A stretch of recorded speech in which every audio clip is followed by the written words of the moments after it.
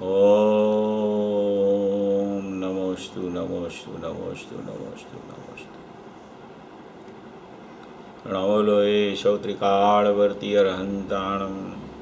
પ્રણવલોએ શૌત્રિકાળવર્તી સિદ્ધાણમ.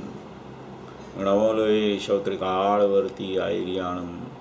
પ્રણવલોએ શૌત્રિકાળવર્તી ઉજ્જાયાણમ.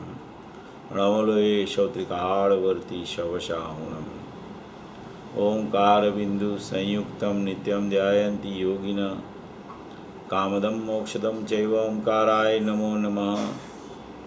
મંગલમ ભગવાન વીરો મંગલમ ગૌતમો ગણી. મંગલમ કુંદકુંદાર્યો જૈન ધર્મોસ્તુ મંગલમ. સર્વમંગલ માંગલ્યમ સર્વકલ્યાણકારકમ. પ્રધાનમ સર્વધર્માણમ જૈનમ જયતુ શાસનમ. નમઃ સમયસારાય સ્વાનુભૂત્યા ચકાશતે. ચિત્ સ્વભાવાય ભાવાય સર્વભાવાંતરચ્છિદે. એગો મે શાસદો અપાજ્ઞાન દર્શન લખણો. શેષા મેં બાહિરા ભાવા સવે સંયોગ લખણા. મારો સુશાશ્વત એક દર્શન જ્ઞાન લક્ષણ જીવ છે. બાકી બધા સંયોગ લક્ષણ ભાવ બુજતી બાહ્ય છે. હું એક શુદ્ધ સદારૂપી જ્ઞાન દર્શનમય કરે. કંઈ અન્ય તે મારું જરી પરમાણુ માત્ર નથી અરે. જે જાણતો અરહંતને ગુણદ્રવ્યને પર્યાયપણે. તે જીવ જાણે આત્મને તસુ મોહ પામે લઈ કરે. નથી અપ્રમત કે પ્રમત નથી જે એક જ્ઞાયક ભાવ છે. એ રીત શુદ્ધ કથાય ને જે જ્ઞાત તે તો તે જ છે. જેમ નેત્ર તેમજ જ્ઞાન નથી કારક નથી વેદ કરે. જાણે જ કર્મોદય નિર્જરા બંધ તેમજ મોક્ષને. ધ્રુવચલને અનુપમ ગતિ પામેલ સર્વે સિદ્ધને. વંદી કહું શ્રુત કેવડી કથિત આશમય પ્રાવૃત. સ્થાપની જને મોક્ષ પંથે ધ્યાન અનુભવ તે અને તેમાં જ નિત્ય વિહાર કર. નહીં વિહર પર દ્રવ્યો વિશે. ઓમ શ્રી નમઃ સિદ્ધેભ્ય નમઃ સિદ્ધેભ્ય નમઃ સિદ્ધેભ્ય. આદરણીય લાલચંદભાઈ તેમના જે સિદ્ધાંતોની સરવાણી 100 બોલ છે તેમના ઉપર આપણી ચર્ચા ઘણા સમયથી ચાલી રહી છે. 14 નંબર અને 15 નંબરનો બોલ છે એના ઉપર આપણી ચર્ચા ચાલતી હતી. મને એવો ખ્યાલ છે કે 14 નંબરનો બોલ આપણો ઘણો ખરો પૂરો થઈ ગયેલો હતો. નિરપેક્ષ અને સાપેક્ષની ચર્ચા એમાં ખૂબ સુંદર આવે છે. નિરપેક્ષ કોને કહેવું, સાપેક્ષ કોને કહેવું, એ ચર્ચા આપણે થોડી જોઈ લીધેલી. અને ત્યારબાદ 15 નંબરનો બોલ પણ ખૂબ જ સરસ છે. અમુક બોલ આમાં પ્રેરણા માટેના પણ આવે છે. અમુક બોલ જીવ ત્યાં અટકતો હોય તો એની અટક નીકળી જાય એના માટેના આવે છે. અમુક બોલ સિદ્ધાંતોવાળા આવે છે. અમુક બોલ માત્ર પ્રયોજનની સિદ્ધિ અર્થે આવતા હોય છે. અમુક બોલ જ્ઞાન કરાવવા માટે આવ્યા કરે છે. એવા અલગ અલગ પ્રકારના બોલો આમાં 100 આપણે ચૂંટીને આમાં રાખેલા છે. ખરેખર દરેક બોલમાં કાંઈ ને કાંઈ મર્મ ભરેલો છે. એવી આ એક પ્યોર અધ્યાત્મ ચર્ચા છે. આ ટૂંકમાં આ ચર્ચા સાંભળવામાં મૂળ અધ્યાત્મ શું છે તે જ કહેવાનો આશય આદરણીય લાલચંદભાઈનો હતો. વધારે પડતી વાત એમાં પ્રયોજનની સિદ્ધિ અર્થે વારંવાર આ બોલોમાં આવ્યા કરશે કે જીવની પ્રયોજનની સિદ્ધિ કેવી રીતે થાય.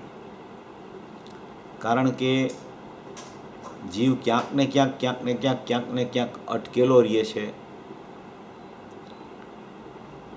અટકવાના સાધન અનંત પૂજ્ય ગુરુદેવ શ્રી કહે છે ઘણીવાર, અને છૂટવાનું સાધન એક. તો એવા અનેક પ્રકારના અનંત સાધનો એમાં અટકી જાય છે જીવ ક્યાંક ને ક્યાંક. બહારથી થોડોક વ્યાવૃત થઈને થોડોક પ્રમાણના દ્રવ્યમાં આવી જાય તો પણ એ તો શાસ્ત્ર સ્વાધ્યાયમાં અટકી જાય છે, એ તો ભક્તિ પૂજામાં અટકી જાય છે, યા તો નિમિત્તાધીન દ્રષ્ટિમાં અટકી જાય છે. ક્યાંક ને ક્યાંક તેની અટક ચાલ્યા કરતી હોય છે. એ અટક નીકળી જાય અને વાસ્તવિકતા શું છે એને ખ્યાલમાં આવી જાય. એટલા માટે આ બોલો બધા, આ લાલચંદભાઈના 100 બોલ સિદ્ધાંતોની સરવાણી તરીકે આપણે લીધેલા છે. બધા બોલોમાંથી સિદ્ધાંતો નીતરે છે. સિદ્ધાંતો તો બધા બોલમાં આપણે કાઢી શકીએ, કારણ કે પૂજ્ય ભાઈશ્રીની શૈલી એવી હતી કે એકદમ સિદ્ધાંત બોધ નીતરતો હોય. હંમેશા તમે કોઈ પણ વાત સાંભળો તો, કોઈ પણ પ્રવચન લઈ લ્યો તમે, સિદ્ધાંત બોધથી વાત હંમેશા આવ્યા કરે. સિદ્ધાંત બોધ અફર હોય છે, અફર હંમેશા. કોઈ પણ કાળે સિદ્ધાંત બોધ ન ફરે. કોઈ પણ કાળમાં આત્મા શુદ્ધ જ રહીએ તો આત્મા શુદ્ધ જ રહીએ. કોઈ પણ કાળમાં પર્યાયમાં અશુદ્ધતા જ્ઞાનીને ચાલતી હોય તો એ ચાલ્યા જ કરે. કોઈ પણ કાળે મનુષ્યદેવ તિર્યંત નારક ગતિ 4 ગતિનું પરિભ્રમણ ચાલતું હોય તો ચાલ્યા જ કરે. સિદ્ધ જીવો અનંતા અનંત બિરાજમાન છે સિદ્ધ શિલા ઉપર. એ કોઈ પણ કાળ હોય પણ એ સ્થિતિ નિશ્ચિત છે. એમ ચતુર્થ કાળ ચાલતો હોય કે પંચમ કાળ ચાલતો હોય, સિદ્ધાંત બોધમાં ક્યાંય ફરક ન પડે. ઉપદેશ બોધનું શૈલી એવી છે કે એ દ્રવ્ય ક્ષેત્ર કાળ ભાવ પ્રમાણે ફૈરા કરે. ઉપદેશ બોધ જેમ કે શ્રીમદ રાજચંદ્રજી જ્ઞાની થઈ ગયા તો એમણે પત્રો દ્વારા તત્વજ્ઞાનને પ્રસિદ્ધ કર્યું. પત્રો દ્વારા કોઈના પ્રશ્ન આવે અને એને ઉત્તર લખીને મોકલે, એના ઉપરથી એમને તત્વજ્ઞાન આખું એમનું બહાર આવ્યું. અમુક કાવ્યો દ્વારા બહાર આવ્યું. તો એમણે જે પત્રો લખેલા એમાં પણ અંદર સિદ્ધાંત બોધ દેખાય આપણને. શૈલી ઉપદેશ બોધની અંદરમાં સિદ્ધાંત બોધ રહેલો છે. એમ જ્ઞાનીઓની શૈલી સિદ્ધાંત બોધથી પ્રતિપાદન કરવાની હોય. જેમ કે પૂજ્ય ગુરુદેવશ્રીની આપણે કોઈ પણ વાત સાંભળીએ તો દરેક વાતમાં સિદ્ધાંત બોધ હોય. એમાં દરેક વાતમાં કોઈ પણ વાત લઈ લ્યો ગુરુદેવની, સિદ્ધાંત બોધથી જ ચર્ચા આવ્યા કરે. આત્મા 3 કાળ શુદ્ધ છે એમ જ કહે હંમેશા. પરમાર્થનો એક જ પંથ છે એમ જ કીધા કરે. કોઈ બીજો પંથ છે જ નહીં. કોઈ મોક્ષ માર્ગ, કોઈ વ્યવહાર મોક્ષ માર્ગ નામની વસ્તુ જ નથી. તો એનું નિરૂપણ એવી રીતે કરવામાં આવે છે. બાકી મોક્ષ માર્ગ એક જ હોય. એક હોય 3 કાળમાં પરમાર્થનો પંથ. તો એમ સિદ્ધાંત બોધ હોય છે એ હંમેશા અફર હોય છે. ઉપદેશ બોધ દ્રવ્ય ક્ષેત્ર કાળ ભાવ પ્રમાણે ફરતો હોય છે. તો એવી કોઈ આ ચર્ચાઓ આમાં ખૂબ સુંદર રીતે સમાવિષ્ટ થઈ ગઈ છે. એમાં બધામાં જે કાંઈ વાતો આવે છે એમાં પ્રયોજનની સિદ્ધિ અર્થે વિશેષપણે વાતો આવ્યા કરતી હોય છે. એટલે એ અપેક્ષાએ આપણે એને સમજવાનો પ્રયત્ન કરીએ તો વધારે અંદરમાં આપણને ખુલાસો થાય કે ઓહો, અહીં તો આપણને દ્રવ્યમાં લઈ જવા છે અને અનુભૂતિ કરાવવાની ચર્ચા છે. બહારના પરિણામોથી વ્યાવ્રત કરાવી અને અનુભૂતિ સ્વરૂપ ભગવાન આત્મા ત્રિકાળ છે એમાં એને ખરેખર લઈ જાવો છે. એટલા માટે આ ચર્ચા આખી અહીંયા એમના બોલોમાં આપણે લીધેલી છે. हाँ हिंदी में है.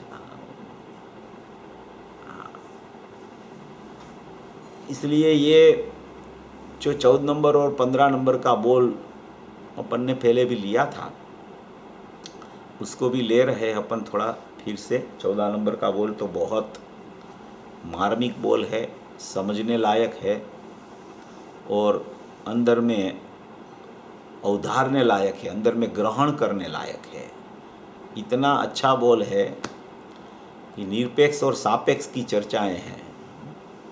अपन ने बहुत ले ली है चर्चा निरपेक्ष सापेक्ष की, बहुत अपेक्षाओं से निरपेक्षता तो अपेक्षा ही नहीं है, वो तो निरपेक्ष ही होती है। मगर सापेक्षता में दो प्रकार चलते हैं, वो दोनों प्रकार अपन ने वो सापेक्षता में भी निरपेक्षता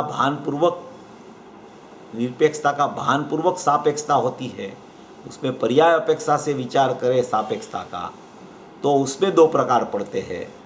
पर्याय निरपेक्ष भी होती है और पर्याय सापेक्ष भी होती है। त्रिकाली द्रव्य परम निरपेक्ष होता है।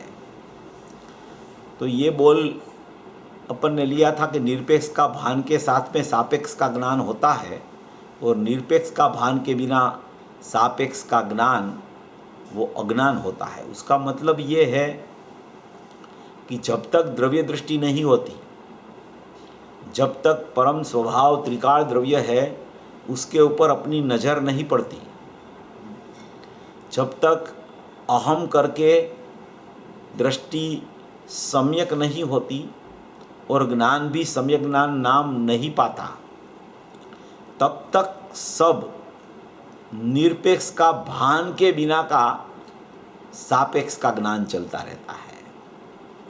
अभी निरपेक्ष का भान जिसको नहीं है और मात्र सापेक्षता का ज्ञान ही करता रहे, ज्ञान होता रहे, उसमें कोई तकलीफ नहीं है क्योंकि ज्ञान तो होने वाला है। कोई समय ऐसा नहीं है कि ज्ञान नहीं होता है। द्रव्य का भी ज्ञान हो रहा है, पर्याय का भी ज्ञान हो रहा है, पर्याय की निरपेक्षता का भी ज्ञान हो रहा है, पर्याय की सापेक्षता का भी ज्ञान हो रहा है, पर्याय में षटकारक से पर्याय प्रकट होती है उसका भी ज्ञान हो रहा है, और पर्याय में निमित्त नैमित्तिक संबंध है उसका भी ज्ञान हो रहा है। द्रव्य स्वभाव से यह करता है उसका भान होना चाहिए, उसका ज्ञान भी होना चाहिए, तब वो जो सापेक्षता का ज्ञान है वो सच्चा ज्ञान कहने में आता है, सम्यक ज्ञान कहने में आता है। नहीं तो वो ज्ञान तब तक, जब तक त्रिकाली द्रव्य का भान नहीं होता तब तक वो ज्ञान सापेक्ष माने के ज्ञान है वो अज्ञान में चला जाता है। इसलिए यहाँ पूरी प्रयोजन की सिद्धि से चर्चा चल रही है कि निरपेक्ष तत्व त्रिकाली द्रव्य परम निरपेक्ष तत्व, उसका जब तक भान माने श्रद्धान माने अहम कि यही मैं हूँ ज्ञायक तत्व, जाननहार तत्व ही मैं हूँ, ऐसा जाननहार तत्व मैं हूँ, मैं कुछ भी करने वाला नहीं, वो नास्ति से अस्ति से मैं जाननहार तत्व हूँ। जाननहार तत्व का जब तक भान माने कि उसका विश्वास, उसका श्रद्धान और विश्वास और श्रद्धान करके अहम यही मैं हूँ, वो जब तक अहम नहीं होता तब सचमुच में साथ में होने वाला सापेक्ष का जो ज्ञान है उसका नाम सम्यक ज्ञान नहीं पड़ता, उसका नाम अज्ञान रहता है। और देखो दूसरी भी विशेष चर्चा थोड़ी अपन इसमें करें कि निरपेक्ष का अभी भान नहीं हुआ और जीव सापेक्ष का ज्ञान अभी कर रहा है, तो उसमें क्या दोष है? क्योंकि जिसके पास अज्ञान है, जिसके पास सम्यक दर्शन नहीं है, वो सम्यक दर्शन के बिना तो ज्ञान तो चलता ही रहता है। तो अभी निरपेक्षता को भान नहीं है, निरपेक्ष का तो भान उसको है ही नहीं। विकल्पात्मक दशा में निरपेक्ष तत्व परम निरपेक्ष तत्व कैसा है वो ख्याल में है उसको कि ये परम आदरणीय है, ये शुद्ध है, ये कर्ता स्वभावी है, मगर दृष्टि पहुंची नहीं अब तक वहां। और ज्ञान प्रत्येक समय में हो रहा है, पर्याय में ज्ञान हो रहा है, पर्याय में ज्ञान का स्वपर प्रकाशकपना है, वो ज्ञान हो रहा है प्रत्येक समय में। वो पर्याय में द्रव्य का भी ज्ञान हो रहा है, वो पर्याय में पर्यायों का भी ज्ञान हो रहा है, वो पर्यायों में पर संबंधी अपना ज्ञान भी हो रहा है। तो ये सब सापेक्षता है। ज्ञान जहां होता है नहीं, ये निरपेक्ष का भान नहीं है, इसलिए वो सापेक्ष कहा जाता है। और वो सापेक्षता अज्ञान रूप चल रही है, अभी सम्यक ज्ञान नहीं है क्योंकि निरपेक्ष का भान नहीं है। तो भी अज्ञानी के पास तो जिसको सम्यक दर्शन प्रकट नहीं हुआ निरपेक्ष तत्व में अहम नहीं हुआ, उसको तो ये सापेक्षता वाला पर्याय में ज्ञान चलता ही रहता है। तो वो तो अज्ञान दशा है, उनको भी मालूम है। कोई जीव अज्ञानी ऐसा तो नहीं बोलेगा कि मुझे सम्यक दर्शन हो गया है और मुझे सम्यक ज्ञान चल रहा है, क्योंकि सम्यक ज्ञान चले तो आनंद भी आना चाहिए। आनंद आवे तो मोरछाप लगे तभी आनंद आता है, और आनंद आवे तो वेदन होता है उसका निरंतर, नित्यपणे वेदन चलता रहता है, वो भी ख्याल में आता है कि आनंद चल रहा है। तो ये नहीं है तब तक ज्ञान में सापेक्षता पड़ी है। अभी सापेक्षता में पर्याय को ही यहां सापेक्ष कहा है। पर्याय का ज्ञान माने सापेक्ष का ज्ञान, सापेक्ष का ज्ञान माने निरपेक्ष का तत्व का, त्रिकाली द्रव्य का भान नहीं है, और सापेक्ष का ज्ञान, पर्याय का ज्ञान जो जीव कर रहा है वो अज्ञान में चला जाता है, ऐसा कह रहे हैं इसमें। तो करे क्या जीव? अभी क्या करे जीव? तो कि भाई तू दृष्टि बना ले, निरपेक्ष का भान कर ले। तो कि हम बहुत पुरुषार्थ करते, दृष्टि बनती नहीं है, हमारी दृष्टि जाती नहीं वहां पे द्रव्य पर। क्या कारण हो पता नहीं, दृष्टि नहीं जाती है। इसलिए फिर हमें ऐसा लगता है कि ये तो षटकारक से होने वाला है, तब हो जाएगा, क्रमबद्ध में आया नहीं है। हम बहुत पुरुषार्थ करते हैं मगर उसकी काल लब्धि पक्की नहीं होगी। ये सब तो हम सोचते हैं, मगर फिर भी कार्य सिद्धि नहीं होती है। कार्य सिद्धि जब तक नहीं होती तब तक आत्मार्थी संतुष्ट नहीं होता है। उसको अगर संतुष्टता हो जाए आत्मार्थी को कार्य सिद्धि के पहले, तो पुरुषार्थहीन हो जाता है, वो पुरुषार्थ चलता ही नहीं है। कार्य सिद्धि न होवे तब तक ऐसा पुरुषार्थ निरंतर चलना चाहिए, निरंतर चलना चाहिए। कोई भी कार्य करता हो मगर पुरुषार्थ की डोर हाथ में रखनी चाहिए, उसको भेद ज्ञान चलना चाहिए, निरंतरता चलनी चाहिए, सततता होनी चाहिए। तो उसमें निर्णय की भूमिका की बहुत जरूरत है ज्ञान में। भले सापेक्षता चलने दो, क्योंकि सापेक्षता को कोई रोक नहीं सकता, समझना जरा। ज्ञान में जो द्रव्य पर्याय का ज्ञान जो होता रहता है प्रत्येक समय में, ज्ञान का उत्पाद रूप उपयोग में स्वपर का प्रतिभास होता रहता है, स्वपर का ज्ञान होता है, स्वपर का जानना चलता रहता है। ये सब उसको कोई रोक नहीं सकता, उसको कोई छोड़ नहीं सकता। ये तो ज्ञान की स्वयं सिद्ध स्थिति है। इसलिए द्रव्य पर्याय का ज्ञान तो ज्ञान की पर्याय में चलने वाला ही है, प्रति समय बिना विक्षेप है, वो चलता ही रहेगा। मगर वो ज्ञान में से उसको श्रद्धा का विषय की तरफ जाने के लिए, वो ज्ञान में जो पर प्रकाशकता चल रही है ज्ञान का स्वभाव में, कि भाविंद्री बन जाती है, वो खंड खंड ज्ञान बन जाता है। क्षयोपशम ज्ञान प्रत्येक समय में प्रत्येक जीव को अज्ञान दशा है तब तक वो बहिर्लक्षी भाविंद्री का परिणमन क्षयोपशम ज्ञान रूप परलक्ष करके अपने आत्मा में से खंड करके पर्याय उत्पन्न होती है। वो ज्ञेयभूत अभेद नहीं रहती, और वो पर्याय बाहर जानने जाती है तो वहां भी वो विषय में भी वो खंड करती है। भाविंद्री का काम क्या है कि खंड खंड करना। भाविंद्री क्षयोपशम ज्ञान, बहिर्लक्षी ज्ञान, वो खंड खंड ज्ञान है, अखंड ज्ञान नहीं है। वो आत्मा अखंड ज्ञानानंद परमात्मा है।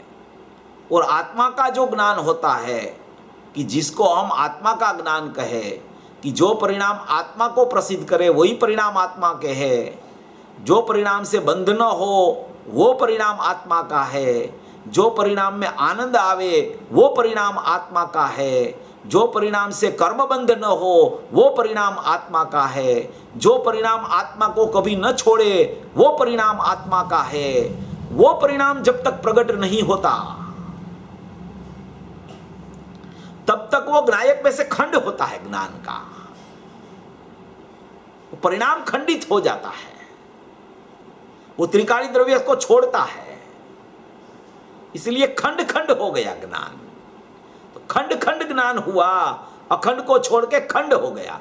खंड खंड, तो खंड माने एक तो पर्याय का खंड हुआ आत्मा में से, वो खंड पर्याय जुदी दिखने लगी, पर्याय पृथक हो गई। और दूसरा खंड, वो पर्याय इंद्रियों को निमित्त बना के जो पदार्थ को जानती है, जो पदार्थ को जानती है, वहां भी उसको खंड दिखाई देता है, अखंड नहीं दिखाई देता है। वहां भी खंड देखती है वो, क्योंकि वहां भी वो पर्याय में पर्याय दिखती है वहां, इसलिए वो पदार्थ की पर्याय भी द्रव्य से खंड हो गई है और ये पदार्थ की पर्याय भी द्रव्य से खंड हो गई है। तो उसको खंड खंड ज्ञान बोला जाता है। वो भाव इंद्री क्षयोपशम ज्ञान खंड खंड ज्ञान है।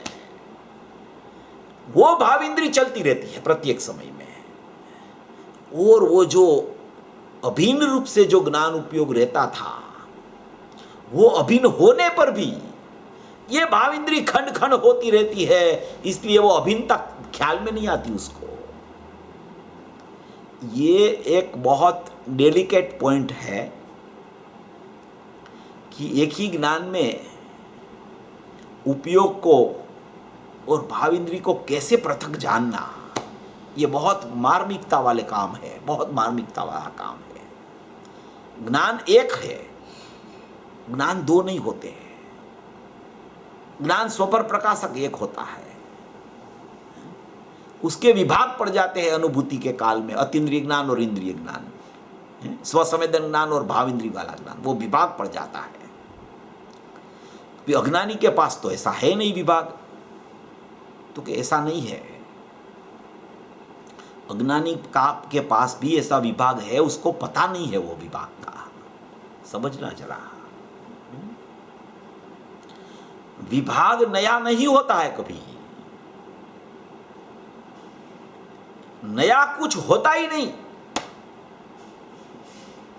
विभाग नया नहीं होता। आत्मा का ज्ञान जो आवे अंदर से, वो आत्मा को कभी छोड़ता ही नहीं।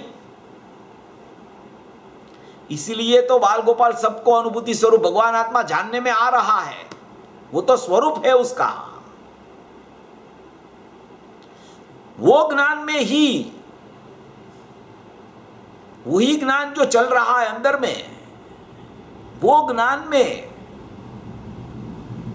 एक उसका विभाग है, वो ज्ञान का, वहां भाव इंद्री का परिणमन चल रहा है। वही ज्ञान होने पर भी वो स्वपर का खंड हो गया है, वहां ज्ञान का वो खंड हुआ। एक स्वप्रकाशक ज्ञान है, एक पर प्रकाशक ज्ञान है। ये पर प्रकाशक ज्ञान है एकांत, वो मिथ्या ज्ञान है। एकांत स्वप्रकाशक ज्ञान है, वो सम्यक ज्ञान है। और अनुभूति के काल के बाद में स्वपर प्रकाशक ज्ञान है, वो व्यवहार है। अनुभूति के पहले स्वपर प्रकाशक ज्ञान है, उसमें दो विभाग ख्याल में लेने लायक है। ज्ञान स्वपर प्रकाशकपना नहीं छोड़ता। ज्ञान में पर का जानना होता है कि स्व का जानना, वो अलग विषय है। अभी अपन चर्चा एक ज्ञान में कैसे ये चल रहा है उसकी कर रहे हैं। ज्ञान दो नहीं होते, ज्ञान एक होता है। अभी जब सापेक्ष का ज्ञान होता है, पर पदार्थ का ज्ञान होता है, पर्यायों का ज्ञान पर्याय में होता है, तब द्रव्य का ज्ञान जो है, द्रव्य का ज्ञान पर्याय में जो चल रहा है, पर्याय का ज्ञान पर्याय में जो चल रहा है, द्रव्य का ज्ञान जो पर्याय में चल रहा है, तो द्रव्य का ज्ञान क्या पर्याय का ज्ञान पर्याय में चले तब चला जाता होगा क्या? तब चला जाता होगा। कहां जाता होगा वो फिर वो ज्ञान? ये सोचने लायक बिंदु है। सब गहराई से विचार चलाना चाहिए। ये पुरुष ने कहा, लालचंद भाई ने, कि सब जीव को, बाल गोपाल सबको जाननहार जानने में आ रहा है। सबको, अज्ञानी को, अभवी को, सम्यक दृष्टि को, मिथ्या दृष्टि को, केवली को, सिद्ध दशा वाले को, सबको जाननहार जानने में आ रहा है। ये गुरुदेव का वाक्य है। जाननारो जनाई छे, जाननहार जानने में आते, गुरुदेव का वाक्य है। गुरुदेव ने बहुत प्रवचनों में ये शब्द रितसर शब्द कोट किया है, ये शब्द कि जानने वाला जानने में आता है। जाननारो जनाई छे, जाननारो जनाई छे, जाननारो जनाई छे, ये शब्द गुरुदेव ने कोट किया है बहुत सी बार। तो वो फंक्शन बंद हो जाता होगा क्या? वो फंक्शन बंद होता होगा जब पर्याय का ज्ञान चले, पर्याय में, तब द्रव्य का ज्ञान बंद हो जाता होगा क्या? अरे बंद नहीं होता है। अगर बंद कर दोगे तो स्वपर प्रकाशक पना ही नहीं रहेगा। देखो ये स्वपर प्रकाशक, अनुभूति स्वप्रकाशक में होती है। ज्ञान का स्वभाव स्वपर प्रकाशक होता है, ज्ञान का सामर्थ्य स्वपर प्रकाशक होता है, अनुभूति स्वप्रकाशक में होती है। अकेला पर प्रकाशक मिथ्या ज्ञान है। तो ये यहां सापेक्ष का ज्ञान वो अज्ञान बोला है, और निरपेक्ष का जब भान हो जाता है तो सापेक्ष का ज्ञान सम्यक हो जाता है। क्यों ऐसा होता है? द्रव्य पर दृष्टि चली जाती है तब वो सापेक्ष का ज्ञान है वो सम्यक हो जाता है, और जब तक द्रव्य पर दृष्टि नहीं है तब तक सापेक्ष का ज्ञान है वो अज्ञान हो जाता है। तो वो सापेक्ष का ज्ञान अज्ञान नाम क्यों पाता है कि द्रव्य दृष्टि के बिना, ऐसा इसमें से निकलता है ना। तो मैं प्रश्न पूछता हूं कि जब द्रव्य दृष्टि होती होगी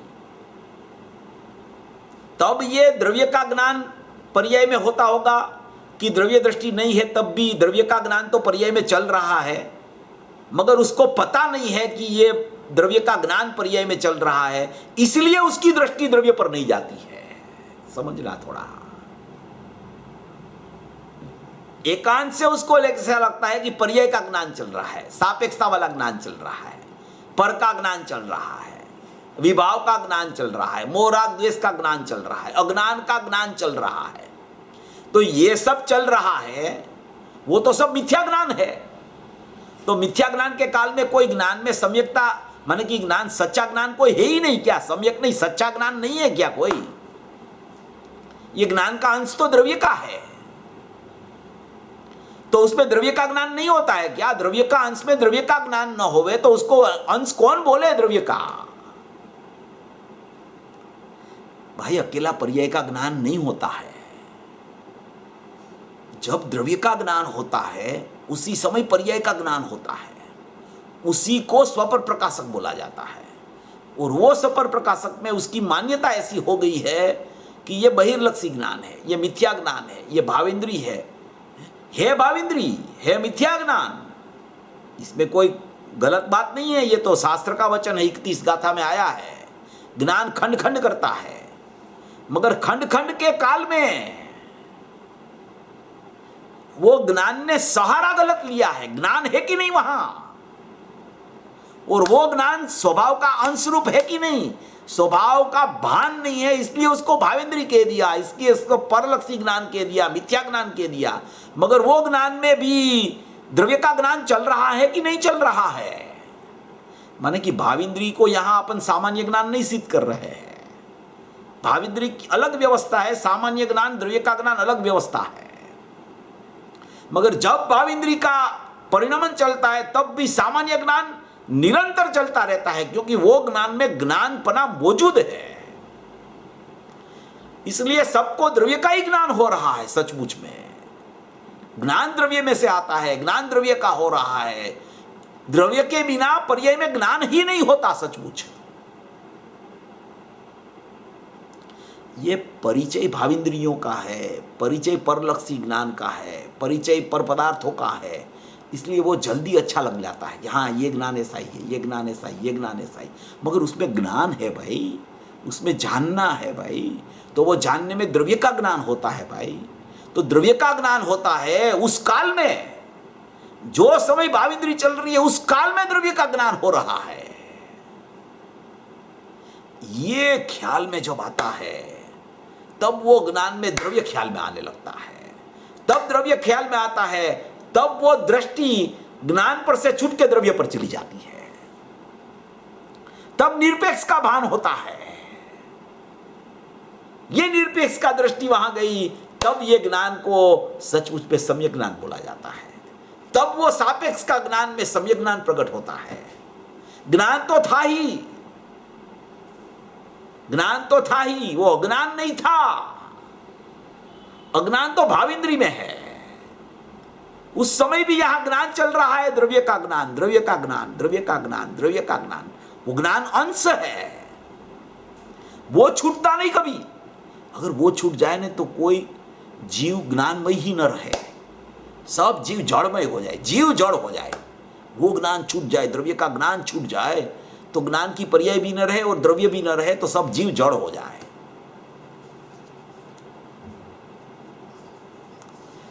देखो, ये भेद ज्ञान की कला है, इसमें भेद ज्ञान पड़ा है।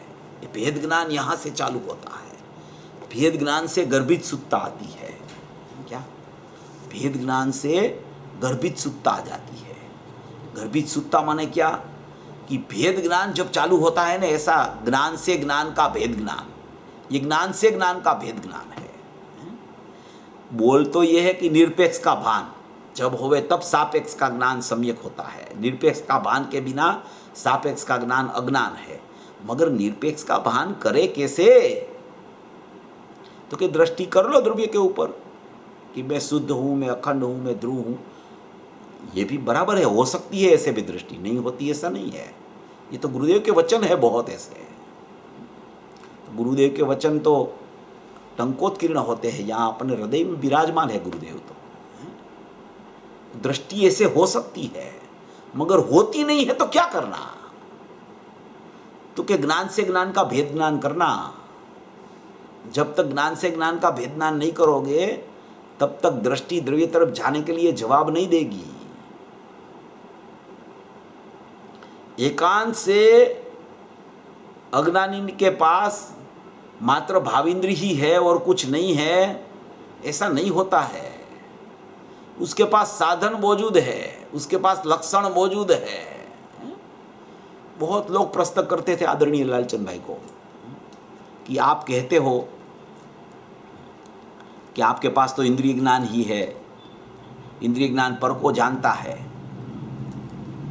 तो पर को जानना बंद करो, तब ये अतीन्द्रिय ज्ञान में स्व जानने में आएगा। आप ऐसा फरमाते हो बार बार बार बार, बहुत सालों से हमने सुना आपका वचन, तो हम तो इसमें मंजूर है, हम तैयार है, हम, मगर मेरे पास तो खाली इंद्रिय ज्ञान है और इंद्रिय ज्ञान से तो आप बोलते हो आत्मा जानने में नहीं आता है। आत्मा अतीन्द्रिय ज्ञान से जानने में आता है और अतीन्द्रिय ज्ञान तो हमारे पास है नहीं, तो हम करें क्या? तो आदरणीय लालचंद भाई बोलते थे कि पहले तो इंद्रिय ज्ञान का निषेध कर तू, कि पर जानने में नहीं आता है, मुझे ज्ञान जानने में आता है। वो ऐसा कहते थे कि ज्ञान जानने में आता है, ज्ञान जानने में आता है। तो क्या इंद्रिय ज्ञान का निषेध करो और ज्ञान जानने में आता है? वो ज्ञान क्या है? कौन सा ज्ञान है वो कौन सा ज्ञान है? ये इंद्रिय ज्ञान के काल में कौन सा ज्ञान बच गया है कि ज्ञान जानने में आता है इंद्रिय ज्ञान के काल में? तो ये निषेध कर पहले। इंद्रिय ज्ञान पर, इंद्रिय ज्ञान से पर जानता है इंद्रिय ज्ञान, तो पर जानने में नहीं आता है। और इंद्रिय ज्ञान को ज्ञेय के खाते में डाल दे, भाव इंद्रिय को ज्ञेय के खाते में डाल दे, उस समय ज्ञान जानने में आता है, ऐसा निर्णय कर। तो कौन सा ज्ञान है? कि जो ज्ञान में वो जो आत्मा का ज्ञान है, जो ज्ञान में आत्मा जानने में आ रहा है, जो जाननहार जानने में जो ज्ञान में आ रहा है, वो ज्ञान जानने में आ रहा है। भाव इंद्रिय वाला ज्ञान नहीं जानने में आ रहा है, उसका निषेध कर। तब ज्ञान जानने में आ रहा है तो वो ज्ञान नायक से अनन्य है, तो तेरी दृष्टि नायक पर चली जाएगी। तो क्या मेरे पास उपयोग तो एक ही है और वो तो इंद्रिय ज्ञान रूप हो गया, अभी हम क्या करें? तो के ऐसा मत सोच।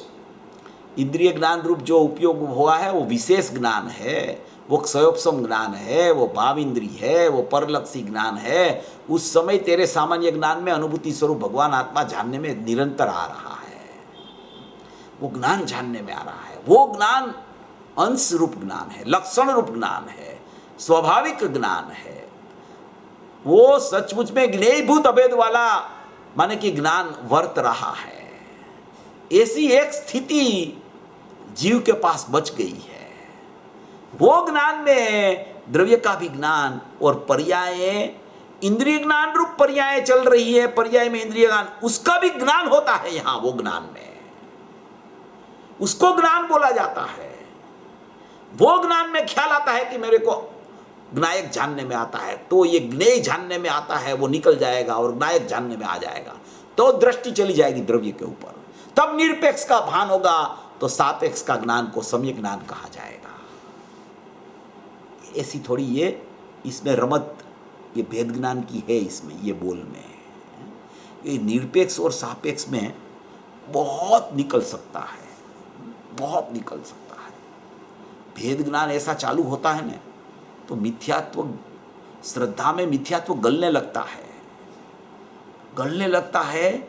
इसलिए ज्ञान में जो आ जाता है भाविंद्री को छोड़ के, तो गलने लगता है ज्ञान, मिथ्यात्व। क्योंकि ज्ञान में आया ने, स्वभाव का अंश में आया ने, तो मिथ्यात्व ज्यादा काल नहीं रहेगा। अभी वो श्रद्धा करवट बदल के अपने निरपेक्ष तत्व में अहम कर लेगी, और ये ज्ञान का नाम सापेक्ष का सम्यक ज्ञान नाम पड़ जाएगा। मिथ्यात्व गलता है पहले, फिर टलता है। ये मिथ्यात्व के प्रकार है। जाता है एक समय में 100% है, उसमें से 40% चला गया, 50% चला गया, 70% चला गया, ऐसा गलने का काम नहीं है वहां। मगर ज्ञान की बात से मिथ्यात्व का गलना कहा जाता है। ज्ञान की निर्णय की स्थिति से, ज्ञान की ऊर्ध्वता से मिथ्यात्व गलता है, ऐसा कहने में आता है। इसलिए यहां कहते हैं कि निरपेक्ष का भान के साथ में सापेक्ष का ज्ञान होता है। उसके पहले सापेक्ष का ज्ञान तो अज्ञान में चला जाता है। सापेक्ष का ज्ञान ही करता रहे और निरपेक्ष का भान करे ही नहीं कि मुझे तो ज्ञान हो रहा है, मुझे तो ज्ञान हो रहा है। हाँ, मेरे सामान्य ज्ञान में अनुभूति स्वरूप भगवान आत्मा जानने में आ रहा है, बाल गोपाल सबको आ रहा है, मुझे भी आ रहा है। बस यही है मेरा स्वरूप। तो उतने से नहीं काम चलता है। भेद ज्ञान की प्रक्रिया चले, उसकी महिमा आवे, उसका पुरुषार्थ चले, उसकी निरंतरता चले, उसकी सततता चले, तब वो घुटन होवे ने, तो मिथ्यात्व गल के फिर निरपेक्ष का भान होके सापेक्ष का सम्यक ज्ञान होता है।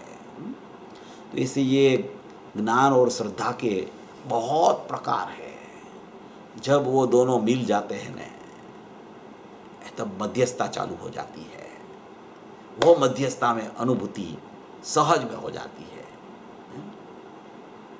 मध्यस्थता में ज्ञान खिलने लगता है, और सहजता जब होने लगती है उसमें, तो वितरागता प्रकट हो जाती है। ऐसी कोई स्थिति बोल में बता रहे आदरणीय भाई श्री। एक एक प्रवचन सुने अपन, कितने प्रवचन निकल गए, सब में ये चर्चा आती है। इंद्रिय ज्ञान और अतीन्द्रिय ज्ञान की भिन्नता, ये तो आदरणीय लालचंद भाई की बहुत पैटर्न चीज है, कोई भी प्रवचन में आएगी। मूल में घा है, वो मूल में घा। 31 गाथा का अभ्यास करना बराबर 31 नंबर की गाथा। तीर्थंकर भगवान को इंद्रिय कह दिया है। वहां क्या कह दिया है? तीर्थंकर भगवान को इंद्रिय कह दिया, और उसको जानने वाला ज्ञान को भाविंद्रिय कह दिया।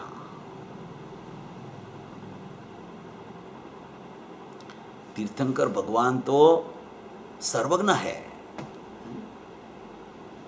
वो सर्वज्ञपना प्रकट हो गया है उसको। मगर मेरे लिए मेरा सर्वज्ञपना तो अंदर पड़ा है, मेरी सर्वज्ञता शक्ति अंदर पड़ी है। मेरा कोई सर्वज्ञ नहीं है, मैं खुद मेरे में सर्वज्ञ हूं। सर्व का ज्ञान करने वाला सर्वज्ञ मैं खुद हूं, मेरा कोई सर्वज्ञ नहीं है। आदर जरूर है अनंत सर्वज्ञों का, मगर मेरा सर्वज्ञ तो मेरे में है। इसलिए इनकी अपेक्षा से सबका निषेध है। इतना निषेध का बल भी आना चाहिए अंदर से, नहीं तो शुभ भाव में अटकता है वो जीव, एकदम अटकता है वो, अनादि से अटक ही रहा है इसमें। इसकी ऊर्ध्वता के लिए सब हे हो जाता है, सब कुछ भी हो हे हो जाता। अरे अतीन्द्रिय ज्ञान को भी खंड खंड कह दिया 320वीं गाथा में। जो सकल निरावरण अखंड एक प्रत्यक्ष प्रतिभास में अविनश्वर शुद्ध पारिणामिक परम भाव लक्षण निज परमात्मा द्रव्य वही मैं हूं, खंड ज्ञान में नहीं हूं। वो खंड ज्ञान वो अतीन्द्रिय ज्ञान को बोला है। तो दूसरी बात तो कहां गई, वो तो सब दूर की बात है, बाहर की बात है सब।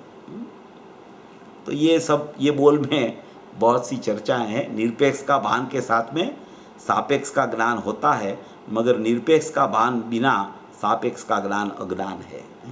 14वां बोल हो गया, 15वां बोल चल रहा है अभी। तत्व समझने की जल्दबाजी करने में कर्ता बुद्धि होने का संभव है। देखो क्या कहते हैं, तत्व समझने के लिए जल्दबाजी करता है जीव। कोई जीव होता है ना, वो ऐसे तूफान की तरह आता है गुरुदेव के मार्ग में, इतना तूफान की तरह आता है कि वो जीव का क्षयोपशम बहुत होता है, बहुत क्षयोपशम होता है। माने कि गुरुदेव की टेप में आवे ना, सब बात पकड़ लेता है, वो बहुत पकड़ लेता है। लिख भी ले पूरा प्रवचन में से पॉइंट आए हो, अपन जैसे लोग हो तो बता भी दे कि देखो ये सही लिखा है मैंने कि नहीं लिखा है। जल्दबाजी वाला, क्षयोपशम तीव्र, सब पकड़ में आ जावे, सब है, ऐसा क्षयोपशम है तो ठीक है वो, मगर भावना पूर्वक का क्षयोपशम जब तक नहीं होता, भावना से भीगा नहीं होता, जब जीव अपनी चैतन्य तत्व की महिमा से रंग आया नहीं होता, जब तक उसको एक भावना प्रधान शैली होती है और एक ज्ञान प्रधान शैली होती है। प्रकार दो है शैली का। भावना प्रधान शैली होती है ना, वो ज्ञानियों की होती है हमेशा। ज्ञानियों की वाणी में भावना की चर्चाएं भी बहुत आती रहती है और ज्ञान प्रधान चर्चा भी आती है ज्ञानियों की वाणी में, मगर वो दोनों का सुमेल चलता है उसको, ज्ञानी को। और अज्ञानी इतना वावाजोड़ा की तरह आता है, तूफान की तरह आता है कि इस पे कौन सी बड़ी बात आप कर रहे हो, ये गुरुदेव ने ये कह दिया, ये कह दिया। हमें तो ये तुरंत पता चल जाता है प्रवचन सुनते हैं तो कि इसमें ये कहना चाहते हैं, उसमें कौन सी बड़ी बात है। आश्रव को है कह देते हैं तो बोले बराबर है, आश्रव तो है ही है। तो हम अपन पूछे उसको कि समर प्रकट हो गया, तो कि वो तो हो जाएगा ना। ये काम नहीं है यहाँ पे, उसको जल्दबाजी बोलते हैं तत्व के समझ के लिए। तत्व की समझ यथार्थ होनी चाहिए, ज्ञानियों का प्रतिपादन की। जो तत्व की जहाँ बात चलती हो, पुनपाप आश्रव बंध की बात चलती हो, तो वो एकदम यथार्थ है। उसमें भी मेरा ही परिणमन वो रूप चल रहा है, विशेष रूप से अज्ञान भाव रूप, वो स्वीकार बराबर होना चाहिए उसको कि वो तो है ही नहीं, वो तो है ही है, वो मेरा कुछ मेरे लेना देना नहीं है, वो तो बाहर की चर्चा है, मैं उसमें कहाँ चला जाऊंगा, मेरे को कुछ है नहीं उससे लेना देना। ऐसा जो लगने लगता है उसको,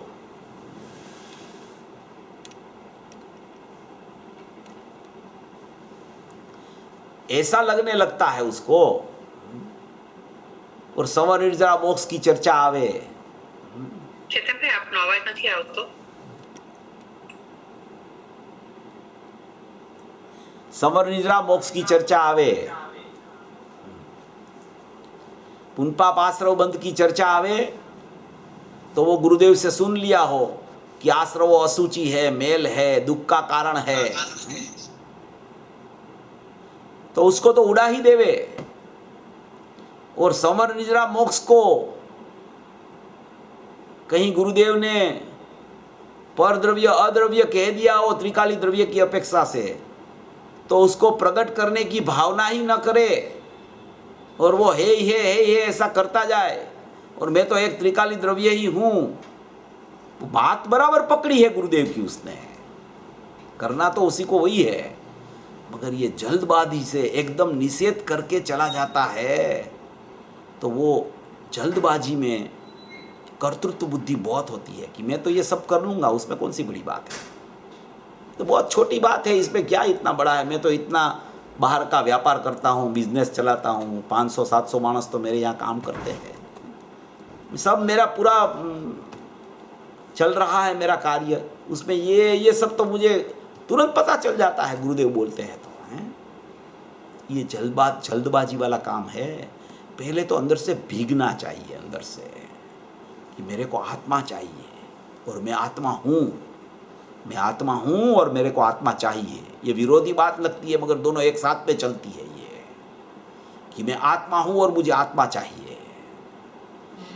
आत्मा हूँ उसमें माने कि भाव चलता है कि ओ हो मैं इतना विशाल आत्मा, अमर्यादित आत्मा, सुखमय आत्मा, अनंत गुणात्मक आत्मा, अनंत शक्तियों का पिंड आत्मा, ओहो ये भावना प्रधान, ये भावना चलती रहती है उसकी, ओहो मैं ऐसा हूँ, मैं ऐसा हूँ, महिमा चलती रहती है अंदर से, वो भावना प्रधान शैली है वो पूरी। पूज्य बेन श्री की बातें अपन सुने न तो उसमें ज़्यादा भावना प्रधान ही शैली तो आपको सुनने मिलेगी, ज्ञान प्रधान शैली बहुत कम आती है। गुरुदेव में तो भावना प्रधान और ज्ञान प्रधान दोनों आती है। और आदरणीय लालचंद भाई जो है उसकी भी भावना प्रधान शैली तो आती है मगर ज्ञान की स्पष्टता उसकी बहुत आती है। वो ज्ञान की स्पष्टता को ज्ञान प्रधान नहीं कहा जाता, ज्ञान की चौखवट वो बहुत आती है। ज्ञान प्रधान माने ज्ञान की पर्याय को मुख्य करके प्रतिपादन करे तो वो ज्ञान प्रधान शैली हो गई। और एक ज्ञान प्रधान शैली ज्ञान का स्वभाव को समझकर प्रतिपादन करे उसको भी ज्ञान प्रधान शैली कही जाती है। आदरणीय लालचंद भाई की शैली इस प्रकार की है, ज्ञान का स्वभाव को पकड़ो और एक भावना प्रधान होती है, भावना में ये भीग जाता है हृदय, ओहो मैं ऐसा हूँ, मेरा परिपूर्ण स्वरूप ऐसा है, मैं ज्ञानमय परमात्मा हूँ, मैं तो चैतन्य सत्ता हूँ, मैं तो ध्रुव नायक परमात्मा हूँ। उस भावना प्रधान शैली है, उसमें कोई क्षयोपशम वाली बातें नहीं आती है, उसमें यहाँ से हटना नहीं यहाँ जाना वो बात नहीं आती है। ये भावना ही अपनी अपने में चलती रहे, ओहो मेरा टंकोत्कीर्ण परमात्मा ऐसा है, मेरा ध्रुव परमात्मा ऐसा है। मगर वो भावना में भी नियम से ज्ञान आता है बीच में, ज्ञान नहीं जब तक उसमें मिलावट होवे तब तक तो सम्यकता होने का चांस ही नहीं होता। तो इसमें कहते हैं कि जल्दबाजी नहीं करनी चाहिए तत्व समझने में, शांति से तत्व समझ लेना चाहिए। गुरुदेव का प्रवचन जैसे समयसार, ये समयसार शताब्दी वर्ष चल रहा है ना, ये फाल्गुन महीने में गुरुदेव को समयसार मिला था दामोदर भाई के पास से, दामनगर से। तो ये समयसार शताब्दी वर्ष में क्या करना जीवों को, तो कि समयसार का ही स्वाध्याय करना पूरे साल, और अभी शुरू कर देना पहली गाथा से। ऐसा प्रयास करना कि पूरा समयसार हो जाए एक साल में। रोज के 2 प्रवचन सुन लो, 550 प्रवचन है पूज्य गुरुदेव श्री के 19वें बार में, सब बार में 500-550 प्रवचन है। कोई भी बार का ले लो आप पूज्य गुरुदेव श्री का, समयसार पढ़ते जाओ शास्त्र और प्रवचन सुनते जाओ, एक साल में पूरा समयसार हो जाएगा। क्रम बना लो आज से ही, एक धीरज से शांति से एक एक बात को समझ करके, एक एक लाइन का अर्थ जो गुरुदेव करते हैं न्याय से अंदर में बिठा के, इतना ही है और ये कुछ है ही नहीं, ये सब है और इसमें कुछ नहीं है, ये सब क्या है, जल्दबाजी वाला काम है। शांति से विचार करना चाहिए तत्व ज्ञान का, और जो अधिकार की बात आती है वो अधिकार में केंद्रितता अपनी ज्ञान की रख के विचार करना चाहिए। तब ये तत्व की समझने की जल्दबाजी करने में कर्ता बुद्धि जो हो जाती है ना, वो कर्ता बुद्धि का संभव है, ऐसा लिखा है।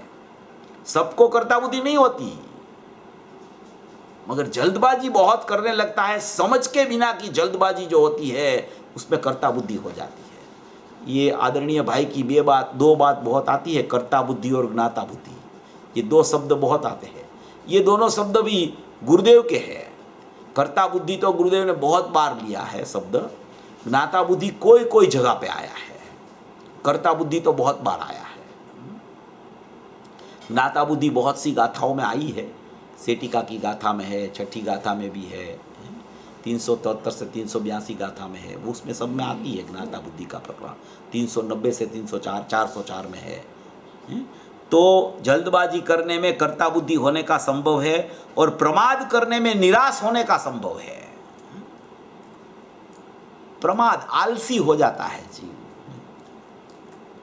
एक साल में ये समय सार कैसे पूरा होगा, इतने प्रवचन कैसे सुन पाएंगे, पुरुषार्थी नहीं बनता है, प्रमादी हो जाता है कि ये तो मालूम ही है, अभी एक ने एक बात क्या सुनना गुरुदेव के पास से, क्या सुनना लालचंद भाई के पास से, वो तो यही कहने वाले हैं, हमको मालूम है। अरे भैया वो तेरी दृढ़ता के लिए कह रहे हैं, तुझे अंदर में उतरने के लिए वो संदेश दे रहे हैं। तू प्रमाद मत करना कभी, प्रमाद करने लगेगा ना तो कोई टाइम ऐसा आ जाएगा कि ये तत्व को भी छोड़ देगा तू कभी, निराश होके। प्रमादी मत बनना और जल्दबाजी भी मत करना, धीरज से काम लेना, शांति से काम लेना, ऐसा फरमा रहे हैं। ये जैसे कोई ज्ञानी गुरु हो और पास में शिष्य बैठा हो, उसको ऐसे हाथ फिरा के बोल रहे हो ना कि तत्व समझने में जल्दबाजी मत करना और कर्ता बुद्धि हो जाएगी तुझे तत्व समझने में जल्दबाजी करेगा तो। और अगर प्रमाद कर दिया ना, अगर प्रमादी हो जाएगा तो ऐसी निराशा हो जाएगी, अभी ये कहाँ से प्राप्त होगा, ये भव में, ये भव में तो हम संस्कार डाल दे, अगले भव में हो जाएगा। ये संस्कार वाला है ना, कभी प्राप्ति नहीं कर सकता आत्मा की, क्योंकि उसका ध्येय संस्कार हो गया है, उसका ध्येय शुद्धात्मा नहीं है, उसका ध्येय संस्कार हो गया। ये संस्कार तो पढ़ रहे हैं ना, संस्कार तो होते हैं ना, ऐसे हो जाता है जीव को, प्रमाद हो जाता है, प्रमाद, पुरुषार्थ नहीं चलता। जब तक पुरुषार्थ नहीं चलता तब तक ये कर्ता बुद्धि भी चलती रहती है और सचमुच में प्रमाद में निराशा भी हो जाती है। ऐसा ये 15वां बोल में तो माने कि ये सीख दी है सब जीवों को कि जो जल्द जल्द से तत्व समझने का पुरुषार्थ करने लगता है और वो पुरुषार्थ में कर्ता बुद्धि हो जाती है, पुरुषार्थ नहीं चलता है। वो पुरुषार्थ से मैं कुछ करूं, पुरुषार्थ से ये कार्य मैं करूं, ये कार्य कर ही लूंगा मैं पुरुषार्थ से, ऐसी कर्ता बुद्धि होने का चांस होता है। कार्य तो होने योग होने वाला है, उसकी स्वकाल से होने वाला है, और ये पुरुषार्थ में कर्तृत्व बुद्धि को जोड़ता है। उसका मतलब पुरुषार्थ नहीं करना चाहिए ऐसा नहीं, मगर पुरुषार्थ समझ से, धीरज से, शांति से, सब सोच के, द्रव्य गुण पर्याय का स्वरूप, निश्चय व्यवहार का स्वरूप, स्वद्रव्य परद्रव्य का स्वरूप, उपादान निमित्त का स्वरूप, शांति से पहले बैठ के समझ लेना चाहिए। समझ नहीं होती है ये सब की, इसने लिए कोई भी बात आती है ना तो बहुत से प्रश्न खड़े हो जाते हैं, फिर कर्तृत्व बुद्धि भी चलती है, फिर प्रमाद हो जाता है, प्रमाद हो जाता है तो निराश हो जाता है, वो सुनना भी बंद कर देता है। फिर तो ऐसे भी जीव बहुत देखे हैं हमने। हमारे यहाँ स्वाध्याय चलता है ना तो मंदिर में कोई कोई ऐसे अचानक लोग आ जाते हैं, 2-4, इतना माने कि उसकी उत्कंठा देखो, इतना तरवराट देखो तो ऐसा लगता है ओहो इसको तो अभी प्राप्ति हो जाएगी सम्यक दर्शन की, इतना तरवराट। मगर वो 5 दिन 15 दिन में इतना ढीला पड़ जाता है, फिर तो आता ही नहीं, फिर निराश हो जाता है। पहले उसको ऐसा था कि ये काम तो अभी कर लूँगा, फिर वो कर्तृत्व बुद्धि चलने लगी तो फिर प्रमाद हो गया, तो फिर निराश होकर भाग जाता है। ऐसे बहुत देखे हैं लोग। तो इसलिए यहाँ कह रहे हैं कि जल्दबाजी मत करना, कर्ता बुद्धि हो जाएगी, और प्रमाद करेगा तो निराशा हो जाएगी। ऐसी चर्चा आदरणीय लालचंद भाई ने की है। ऐसा स्वरूप है, सभी भवी जीव ऐसा स्वरूप समझकर अपने आत्मा की प्राप्ति करें। ऐसी मंगल भाव।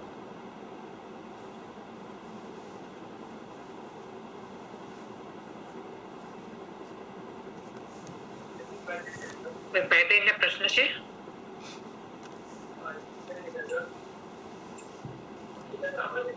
જય જિનેન્દ્ર ચેતનભાઈ, हाँ, તમે આપને જો ભાવના भावनात्मक विचार की बात की, और तभी आपने उसमें ज्ञान भी लाने की जो बात की वो बहुत महत्व की है, क्योंकि नहीं तो भक्ति करके भी ये प्राप्त हो जाएगा, ऐसा कभी कभी भावनात्मक निर्णय भी हो जाता है। तो उसमें अगर ज्ञान का साथ में नहीं लिया तो फिर वो काम नहीं बनता है। वो बात बराबर है ना? ये तो बहुत ज़रूरी है, होता ही है, मगर हाँ ज्ञान ज्ञान जोड़ने की बात ऐसी है कि ज्ञान में स्वभाव का अंश को उसके साथ में जोड़ना, एक संयोगसम ज्ञान बाह्य परिवर्तनशील हो रहा है, वो तो अलग चीज़ है, और ज्ञान का स्वभाव भावना के साथ जुड़ जाती है तो वो कार्य सिद्धि तुरंत में हो जाती है। ऐसा सोचना, ऐसा समझना, उसको ज्ञान प्रधान कहा जाता है। तो वो भावना प्रधान और ज्ञान प्रधान। ज्ञान प्रधान माने ज्ञान को मुख्य करके, स्वभाव ज्ञान का है उसको मुख्य करके काम करो, और भावना प्रधान माने कि दृष्टि का विषय की भावना किया करो, और ज्ञान प्रधान माने ज्ञान का स्वभाव को ऊर्ध्व रख के उसको भावना प्रधान के साथ मिलाओ, तब ये कार्य सिद्धि दीप उठती है। वो सम्यक प्रकार की ये भावना के साथ में ज्ञान मिल जाता है तो कार्य सिद्धि होने लगती है। ऐसा बराबर है, लेकिन वो तो पहले तो समझ करके ये तो फिर वो ज्ञान प्रधानता आती है। ये तो सब में समझ की बात तो पहली ही है, क्योंकि ये जल्दबाजी जो हो जाती है ना, शांति से विचार नहीं करता जीव, और उतावली करता रहता है, तूफान की तरह सोचता रहता है कि द्रव्य भिन्न है, पर्याय भिन्न है, बात खत्म, हो गया, बस यही करो, ये तो करना यही है, ये तो भिन्न ही है, तो फिर तू बोलता क्यों है भिन्न है? तो फिर तुझे भिन्न दिखना चाहिए ना, तो उसके लिए पुरुषार्थ है ना, पुरुषार्थ उसमें है। ऐसा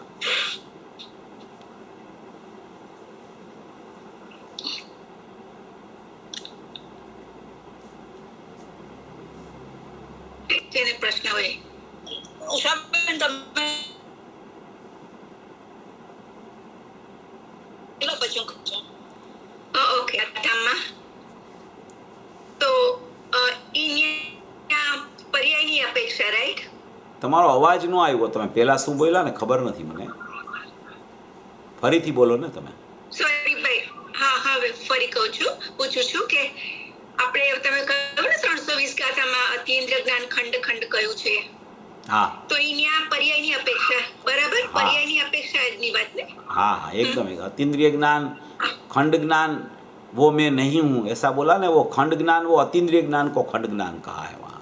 ये भाविंद्री वाला खंड ज्ञान की चर्चा वहाँ नहीं है, ऐसा मैंने बोला, હા હા, क्योंकि બરાબર. ये अपनी भाविंद्री की चर्चा चली ने, तो वहाँ जो खंड ज्ञान शब्द है वो अतीन्द्रिय ज्ञान को खंड ज्ञान बोला है, क्योंकि वहाँ अखंड सिद्ध करना है, इसलिए वहाँ भाविंद्री खंड ज्ञान है ऐसा नहीं है, अतीन्द्रिय ज्ञान को खंड ज्ञान बोला है। और अपन ने जो चर्चा की उसमें भाविंद्री को खंड ज्ञान कह के बहिर्लक्षी ज्ञान कह दिया, और अपना अखंड त्रिकाली द्रव्य है और उसका ज्ञान होता है, वो स्वप्रकाशक ज्ञान है, उसमें आत्मा जानने में आता है, ऐसा लिया अपन ने वहाँ।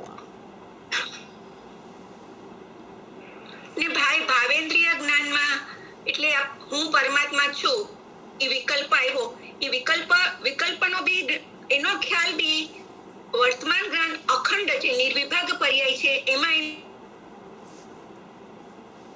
એનો ખ્યાલ આવ્યો ઇન ધ સેન્સ કે એ વિકલ્પના સંબંધીનું જ્ઞાન થયું, એ અખંડ જ્ઞાન પર્યાયમાં થયું નહીં? वो अखंड ज्ञान पर्याय तो बराबर।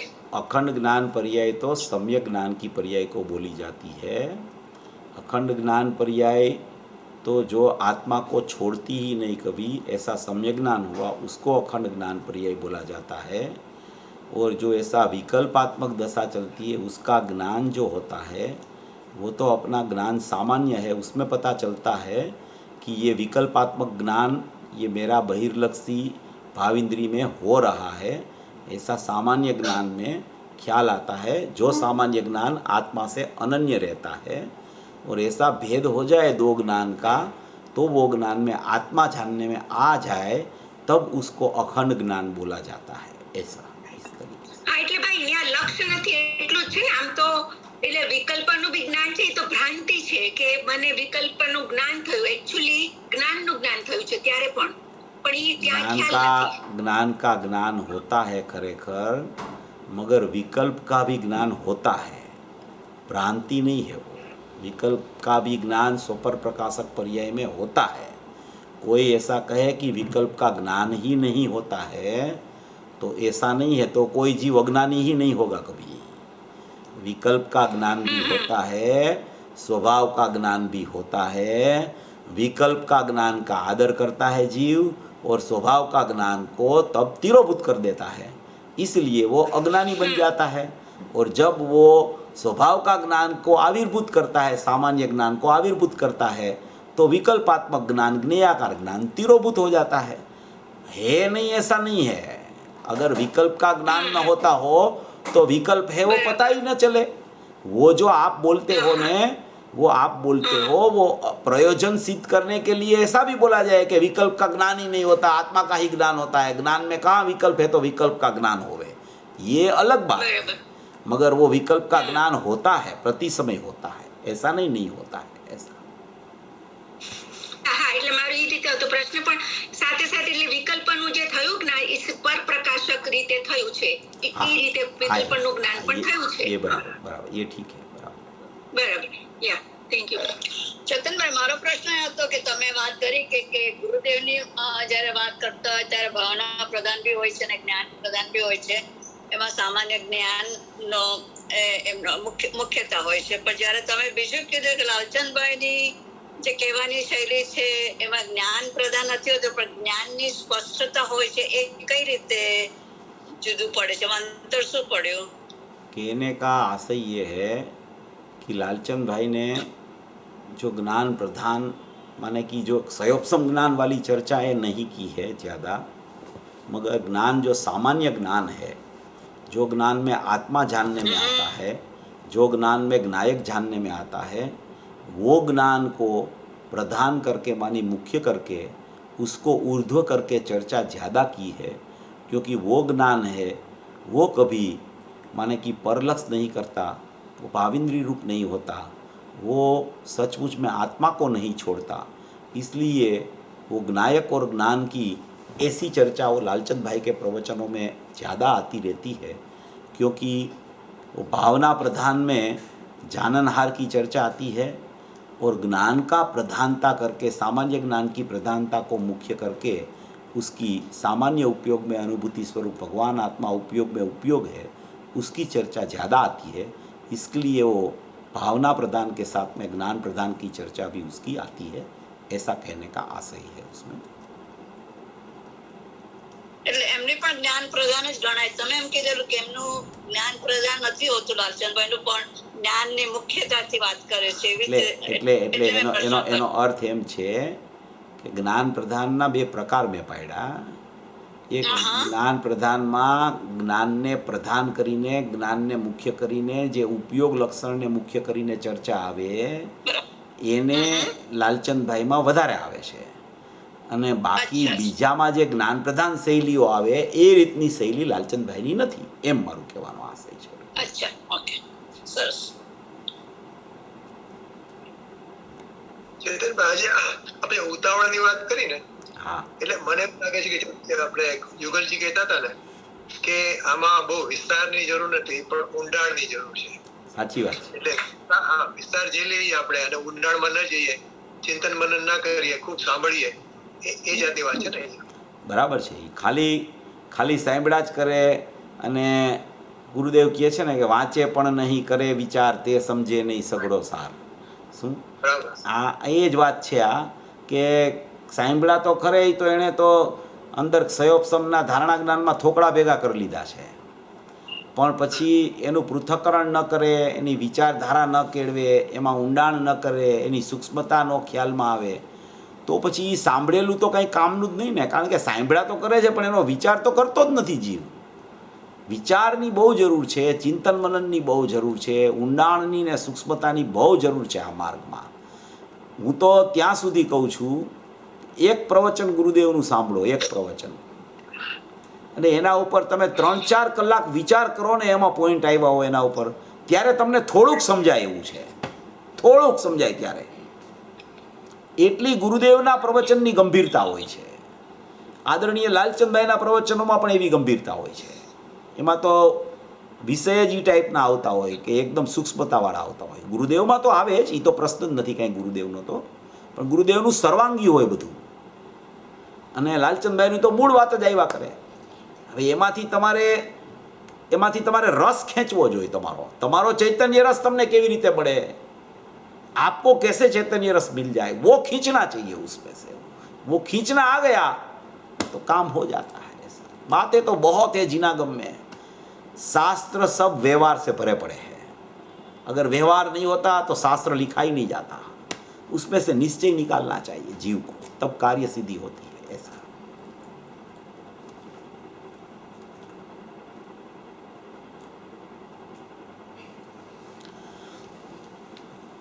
જીનવાણી લઈ લઈએ આપણે. અહો ઉપકાર જીનવરનો, કુંદનો ધ્વનિ દિવ્યનો, જીન કુંદ ધ્વનિ આપ્યા, અહો આ ગુરુ કહાનનો. જીન કુંદ ધ્વનિ આપ્યા, अहो आ गुरु राजनो. जावाणी के ज्ञान से सूझे लोकालो, सोवाणी मस्तक नमो सदा द्वैत हुंडो. 9 વાર નમસ્કાર મંત્ર.